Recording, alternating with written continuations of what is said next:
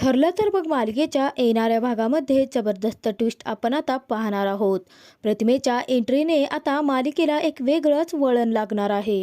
ज्या क्षणाची आपण इतके दिवस आतुरतेने वाट पाहत होतो, अखेर तो क्षण आलेला आहे. रविराज आणि प्रतिमा यांची 20 वर्षापूर्वी दोघेही जे दुरावलेले होते यांची आता हॉस्पिटलमध्ये हृदयस्पर्शी भेट होणार असते. आणि त्याचबरोबर सायलीला रक्त देणारी दुसरी तिसरी कोणी नसून तिची खरी आई प्रतिमाच या सत्याचा सुद्धा उलगडा आता सुभेदार आणि किल्लेदारांसमोर होणार असतो. तर तिकडे अर्जुनच्या कानी ज्यावेळी सायली शुद्धीवर आल्याची बातमी पोहोचते त्याचवेळी अर्जुन वेडापिसा होत आनंदाने सायलीची भेट घेण्यासाठी गेलेला असतो. ज्या क्षणी सायली पहिल्यांदा डोळे उघडते त्याचवेळी सायलीच्या डोळ्यासमोर अर्जुन असतो. या घडलेल्या एका भयानक घटनेने अर्जुन आणि सायलीचं नातं तर घट्ट झालेलं असतं, परंतु त्या दोघांनाही एकमेकांवरच्या प्रेमाची जाणीवच नसते. तर आता रविराज आणि प्रतिमा या दोघांची भेट हॉस्पिटलमध्येच कशी होणार हे आपण या व्हिडिओमधून पाहणार आहोत. मालिकेमध्ये आपण पाहिलं की कुसुमताईंनी प्रतिमेला आणलेलं असतं. प्रतिमेच्या हाताला ड्रेसिंग करायची असते. तर इकडे सायलीची कंडिशन खूपच क्रिटिकल होत चाललेली असते. सायलीला लवकरात लवकर ब्लडची गरज असते, परंतु ब्लड भेटत नसल्याने डॉक्टर सर्वच जण प्रयत्न करत असतात. परंतु सायलीचे हार्टबीट वाढत असल्यामुळे तिकडे अर्जुन डॉक्टरांवरती खूपच भडकलेला असतो. प्रताप, चैतन्य अर्जुनला शांत करण्याचा प्रयत्न करतात, परंतु त्याचवेळी अर्जुन गणपती बाप्पाकडे जातो आणि सायलीसाठी प्रार्थना करायला लागलेला असतो. तर इकडे सायलीची अवस्था पाहून कुसुमताईला मात्र अर्जुनचा खूपच राग आलेला असतो आणि कुसुमताईंनी जा विचारण्यासाठी अर्जुनकडे गेलेले असतात. कुसुमताई रागाच्या भरात अर्जुनला म्हणायला लागलेले असतात की सायलीनेच काय फक्त तुझ्यासोबत कॉन्ट्रॅक्ट मॅरेज केलेलं नाही, सायलीची जेवढी जबाबदारी होती ती तिने पार पाडली, त्याच्यापेक्षा खूप काही तुझ्या कुटुंबासाठी सायलीने केलं आहे. एवढंच नाही तर ज्यावेळी तू किडनॅप झाला होता त्यावेळी स्वतःच्या जीवाची पर्वा न करता सायलीने तुला वाचवलं होतं आणि साधं या हल्ल्यापासून तुला सायलीचं रक्षण नाही का करता आलं, असं म्हणत कुसुमताई अर्जुनला जाब विचारत असतात. जर माझ्या सायलीला काही झालं तर मी तुला आयुष्यभर सुखाचा श्वास घेऊ देणार नाही अर्जुन, अशी धमकीच देत कुसुमताई अर्जुनकडून तिथून निघून आलेले असतात. तर इकडे प्रतिमाने त्या नर्सला सांगितलेलं असतं की तिचं ब्लड घेण्यासाठी ज्या पेशंटला गरज आहे त्यासाठी ब्लड प्रतिमा द्यायला तयार झालेली असते. ज्यावेळी प्रतिमेचं ब्लड ग्रुप ती नर्स चेक करते तेव्हा खूप आनंदाची बातमी ती जाऊन डॉक्टरांना सांगते आणि त्यावेळी अश्विन सुद्धा तिथेच असतो. अश्विनला ज्यावेळी समजतं की एक लेडी सायली वहिनींना ब्लड देण्यासाठी तयार झाली आहे आणि ते ब्लड इतकं रेअर ब्लड सायली वहिनीची मॅच झाला आहे, ही आनंदाची बातमी घेऊन अश्विन सर्वांकडे जातो आणि सर्वांना सांगायला लागतो की आता सायली वहिनी आपली लवकरच शुद्धीवर येईल. तर तिकडे प्रतिमा खूपच खुश असते, कारण तिने दिलेल्या रक्तामुळे तिच्यामुळे कोणाला तरी जीवनदान भेटणार असतं. परंतु प्रतिमेला माहितीच नसतं की आपण ज्याला रक्त देतोय तीच आपली खरी मुलगी आहे. तर इकडे सुभेदार आणि किल्लेदार दोघांनाही माहिती नसतं की जिने रक्त देऊन आपल्या सायलीचा जीव वाचवलेला आहे ती आपलीच प्रतिमा आहे. डॉक्टरांना ज्यावेळी कल्पनाने विचारलेलं असतं तेव्हा डॉक्टर सांगतात की आम्ही ब्लड तर चढवतोय, परंतु आता पेशंटने रिस्पॉन्ड केला तर ठीक आहे. त्यावेळी सर्वांनाच खूप टेन्शन आलेलं असतं. अश्विन खूपच उत्सुक असतो सायलीला ब्लड भेटल्याची बातमी अर्जुनपर्यंत पोहोचवण्यासाठी, परंतु अर्जुन बाहेर गणपती बाप्पा जवळच बसलेला असतो. त्याचवेळी डॉक्टर तर इकडे हळूहळू सायलीने रिस्पॉन्स करायला सुरुवात केलेली असते. त्याचवेळी डॉक्टर खूपच खुश होतात. ऑपरेशन सक्सेसफुल झालेलं असतं आणि हीच आनंदाची बातमी घेऊन डॉक्टर बाहेर आलेले असतात. त्यावेळी सर्वच जण टेन्शनमध्ये असतात. कल्पना, प्रताप पुढे येतात आणि डॉक्टरांना विचार लागतात की डॉक्टर काय झालं, सायलीची तब्येत कशी आहे. तेव्हा डॉक्टर म्हणतात तुमच्यासाठी आनंदाची बातमी आहे, ऑपरेशन सक्सेसफुल झालं आहे आणि पेशंट आता कधीही शुद्धीवर येऊ शकतो. हळूहळू पेशंट रिस्पॉन्स देतोय. त्याचवेळी घरातील सर्वच जण खूप खुश असतात. कुसुमताई, कल्पना दोघेही देवाला हात जोडायला लागलेले असतात. प्रियाचा मात्र जळफळाट होत असतो, कारण सायली कधीही शुद्धीवर येऊ नये किंवा ती मेलेलीच बरी असं प्रियाच्या मनात सतत विचार चालू असतात, कारण प्रियाला फक्त अर्जुनशी लग्न करायचं असतं. तर तिकडे अर्जुन एकटाच गणपती बाप्पाच्या समोर बसलेला असतो, सायलीसाठी प्रार्थना करायला लागलेला असतो. त्यावेळी चैतन्य अर्जुनकडे जातो आणि अर्जुनला ही आनंदाची बातमी देऊन येतो. अर्जुनला म्हणतो, अरे अर्जुन, आपली सायली वहिनी शुद्धीवर आली आहे. त्याचवेळी अर्जुन आनंदाने वेडापिसा होतो. काय सायली, खरंच खरंच चैतन्य, तू खरं सांगतोय, सायली शुद्धीवर आली? तेव्हा चैतन्य सांगायला लागते, हो, एका लेडीने सायली वहिनींना ब्लड दिलं आणि ते ब्लड सायली वहिनीचे मॅचसुद्धा झालं होतं.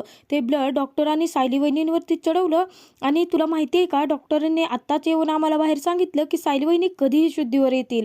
चल तू पटकन चल, तुझे सर्वच जण वाट पाहतायत. असं म्हणून चैतन्य अर्जुनला तेथून घेऊन जातो. अर्जुन परत एकदा गणपती बाप्पा पुढे हात जोडतो आणि गणपती बाप्पाला मनोभावे नमस्कार करत अर्जुन तेथून सायलीकडे धाव घेतो. तर इकडे कल्पना अश्विनला म्हणायला लागलेले असते की अश्विन, अरे ज्या बाईंमुळे आपल्या एवढं सायलीचा जीव वाचला आहे त्यांना एकदा भेटावं लागेलच ना. अरे त्यांनी स्वतःचं रक्त देऊन आपल्या सायलीचा जीव वाचवला आहे. तेव्हा अश्विन म्हणतो, हो मॉम, काय आहे ना, मी मगाच जाणार होतो, परंतु डॉक्टरांनी मला सांगितलं की मी त्यांच्याशी बोलतो, तुम्ही ऑपरेशनची सर्व काही तयारी करा. तुला माहिती आहे का मॉम, ते आपल्या OPD मध्येच आहेत आणि मी तुम्हाला लवकरच त्यांच्यापर्यंत घेऊन जाईल, असं अश्विन सांगतो. आणि अश्विनला काही कामं असल्यामुळे अश्विन तेथून गेलेला असतो. परंतु कल्पना, कुसुम, रविराज, प्रिया, प्रताप हे सर्वच जण प्रतिमेची भेट घेण्यासाठी निघालेले असतात. म्हणजे ज्या व्यक्तीने सायलीला स्वतःचं रक्त देऊन सायलीचा जीव वाचवलेला असतो, त्या व्यक्तीची भेट घेण्यासाठी ते सर्वच जण निघालेले असतात. तर इकडे ती नर्स प्रतिमेकडे येते आणि प्रतिमाला म्हणायला लागते की अहो, तुम्ही ज्या बाईंना रक्त दिले होतं ना, ती बाई आता शुद्धीवर कधीही येऊ शकते. खरंच तुमच्यामुळे त्या बाईंना जीवनदान मिळालं आहे. ऐनवेळी त्यांना रक्त भेटलं, त्यामुळे ते सुखरूप वाचले आहेत. ही आनंदाची बातमी ऐकून प्रतिमा सुद्धा खूपच खुश झालेली असते, कारण आपल्यामुळे कोणाच्या एकातला तरी जीवनदान भेटलेलं असतं. समोरून इकडून प्रतिमा तेथून निघून आलेली असते. प्रतिमा त्या नर्सला सांगते की ज्या बाईंनी मला हॉस्पिटलमध्ये आणलं होतं त्यांना मी गेले म्हणून सांगा. आणि ती इकडे तिच्या घरी जाण्यासाठी निघालेलीच असते. समोरून प्रतिमा येत असते, तर इकडून किल्लेदार आणि सुभेदार सर्वच जण यायला निघालेले असतात. ज्यावेळी त्या दोघांची आमनेसामने भेट होणार, इतक्यातच प्रतिमेचा कोणाला तरी धक्का लागतो आणि ती व्यक्ती प्रतिमेवरती चिडते आणि तिच्यावरती ओरडायला लागलेली असते. परंतु प्रतिमेला बोलताच येत नसतं. त्याचवेळी कल्पना, रविराज, प्रताप हे तेथून बाजूनेच निघून गेलेले असतात. प्रतिमेची पाठ ही रविराजांकडे असते, परंतु रविराजांना कुठेतरी चाहूल लागलेले असते की जणू काही प्रतिमा आपल्या आजूबाजूलाच आहे.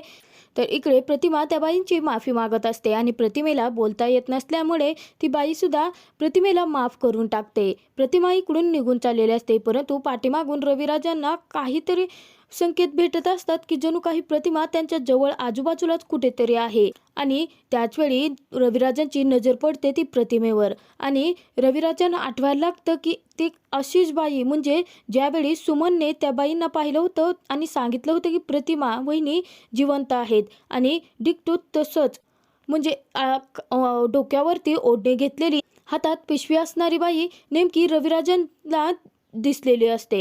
आणि रविराजांना सुमनचं बोलणं आठवायला लागलेलं असतं आणि रविराजांनी ज्या बाईंना त्यावेळी पाहिलेलं असतं ती दुसरीच कोणीतरी असते, परंतु सुमनने जसं वर्णन केलेलं असतं अगदी तशीच बाई रविराजांना पाठमोरी प्रतिमा दिसलेली असते. आणि रविराजांना वाटतं की हीच आपली प्रतिमा आहे. रविराज त्यांना मनात कुठेतरी वाटत असतं की ही नक्कीच आपली प्रतिमा असणार आहे. आणि रविराज इकडे परत फिरतात आणि प्रतिमेचा पाठलाग करायला लागतात. तर कल्पना, प्रताप, कुसुमताई, प्रिया हे चौघेच जण तिकडे OPD मध्ये गेलेले असतात. त्याचवेळी ते नर्स सांगते की तुम्ही ज्या बाईंना भेटायला आला आहे ते तर आत्ताच निघून गेल्या आणि तुम्हाला माहिती आहे का, तुमच्या पेशंटचा जीवसुद्धा त्या बाईंनीच वाचवला आहे. म्हणजे ऐनवेळी त्यांनी रक्त दिलं, त्यामुळे तुमच्या पेशंटचा जीव वाचला आहे.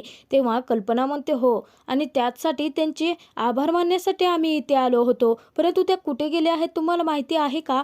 तेव्हा नर्स सांगते, नाही, आम्हाला माहिती नाही, परंतु त्या इथून निघून गेल्या आहेत. तर रविराज इकडे प्रतिमेचा पाठलाग करत असतात आणि ऐनवेळी ज्यावेळी प्रतिमा हॉस्पिटलच्या बाहेर जाते त्याचवेळी अचानकपणे वारे आल्यामुळे प्रतिमेच्या डोक्यावरची ओढणी सरकते आणि प्रतिमा रिक्षात बसत असताना नेमका रविराजांना इकडे प्रतिमेचा चेहरा दिसतो. आणि प्रतिमेचा चेहरा दिसतात रविराजांना समजतं की हीच आपली प्रतिमा आहे आणि हीच आपल्या आजूबाजूला होती. आपल्याला जे संकेत मिळत होते, जी चाहूल लागली होती प्रतिमेच्या येण्याची, ती खोटी नसून ती प्रतिमा आपल्या जवळच होती. रविराज तिचा पाठलाग तर करतात, परंतु प्रतिमा तेथून निघून गेलेली असते. रविराज इकडे येतात आणि ह्या आनंदाची बातमी सांगण्यासाठी कल्पना प्रतापकडे आलेले असतात.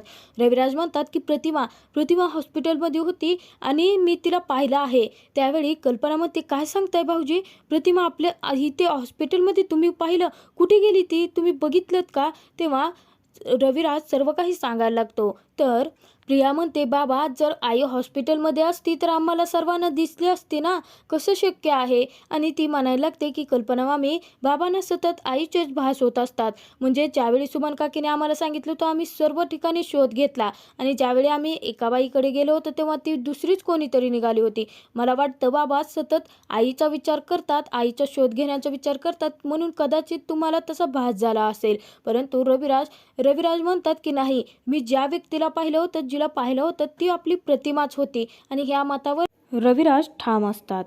तर आता रविराज प्रतिमेचा शोध कसा घेणार आणि सायलीला रक्त देऊन जीव वाचवणारे दुसरी तिसरी कोणी नसून प्रतिमाच असल्याचे आता सर्वांसमोर कसे येणार, हे तर आपण येणाऱ्या भागातच पाहणार आहोत.